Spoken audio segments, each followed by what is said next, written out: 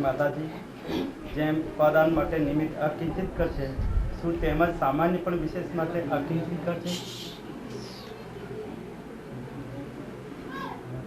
ગુરુદેવે બધી વાતનો બહુ જ ખુલાસો કર્યો છે. આ તો ગુરુદેવે એટલું સૂક્ષ્મ કરીને સમજાવ્યું છે, એમનો તો અપૂર્વ અનુપમ ઉપકાર છે. એમણે તો કોઈ વાતની શંકા એવું રાખ્યું નથી. પુરુષાર્થ કરવાનો પોતાને જ રહે છે. ગુરુદેવે માર્ગ એકદમ સ્પષ્ટ કરીને સમજાવ્યો છે કે ખરું એ કરવાનું, અંતરમાં પુરુષાર્થ પોતે કરે તો થાય એવું છે. પણ બહારનું નિમિત્ત ને ઉપાદાન અને અંતરમાં સામાન્ય વિશેષ એમાં તો ફેર છે. સામાન્ય ને વિશેષ એ તો એક વિશેષ દ્રવ્યની પર્યાય છે, અને નિમિત્ત છે એ તો પરમાં જાય છે, પરદ્રવ્ય છે. અને સામાન્ય વિશેષ એ તો પોતાનો ચૈતન્ય સ્વભાવની વિશેષ પર્યાય છે. સામાન્ય ને વિશેષમાં ફેર છે, નિમિત્ત ઉપાદાનનો ફેર છે. ને પરદ્રવ્ય કંઈ બીજાનું કરી શકતું નથી. એ પરદ્રવ્યને આત્માનો જે વિશેષ પર્યાય, સામાન્ય સાથે જે વિશેષ પર્યાય છે, એ પર્યાય તે પર્યાય ને દ્રવ્ય તે દ્રવ્ય છે. તો પણ દ્રવ્યને આશ્રય પર્યાય થાય છે. પર્યાય અધ્ધર નથી થતી, દ્રવ્યને આશ્રય પર્યાય થાય છે. એટલે એવો એમાં ફેર નથી. અંતર સામાન્ય વિશેષ અને નિમિત્ત ઉપાદાનમાં ફેર છે. એવી રીતે ફેર છે. જો વિશેષ તદ્દન જુદું જ હોય, જેમ નિમિત્ત જુદું છે એમ વિશેષ જુદું હોય, તો આ સંસાર પર્યાય કોની? તો મોક્ષ પર્યાય થાય. તો મોક્ષનું પર્યાયનું વેદન કોને થાય?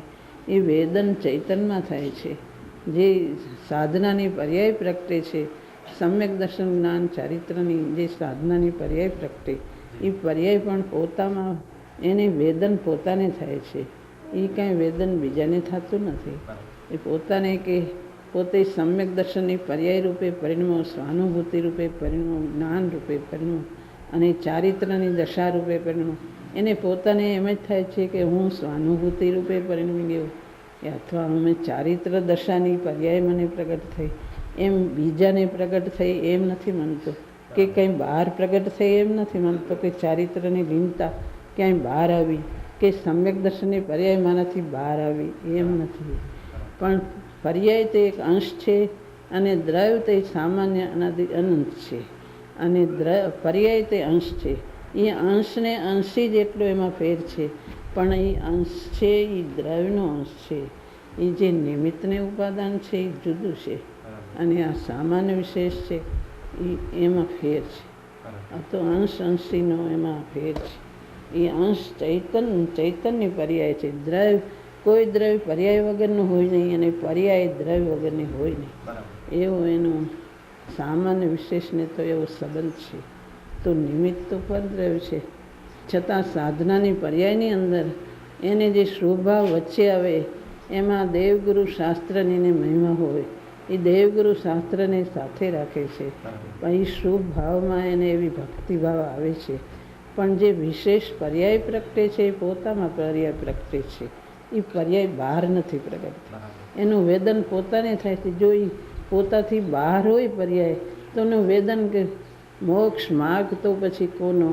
તો મોક્ષની પર્યાય કોની? તો વિતરાગ દશાની કેવળ જ્ઞાનની પર્યાય થાય. એ પર્યાય કોનામાં થઈ? એ જ્યાં દ્રવ્ય કાંઈ જાણતું નથી, પર્યાય એકલી જાણે. તો એવો એકદમ સર્વથા ભેદ એવો સર્વથા ભેદ નથી. અંશને અંશીનો કથનચિત ભેદ કહેવાય, પણ સર્વથા ભેદ ન કહી શકાય. સર્વથા ભેદ દ્રવ્યને પર્યાયનો એવો સર્વથા ભેદ નથી. નિમિત્ત ઉપાદાની જુદું છે, અને સામાન્ય વિશેષ એ બેમાં ફેર છે. એનો વિવેક કરીને આગળ જવાય છે કે નિમિત્તમાં પરદ્રવ્ય હોય છે, આ સામાન્ય વિશેષ એ પોતાની ચૈતન્ય પર્યાય છે. વિભાવમાં અજ્ઞાન અવસ્થાએ પોતે પરિણમો, અને પુરુષાર્થ કરીને સાધક દશાએ પોતે પરિણમો.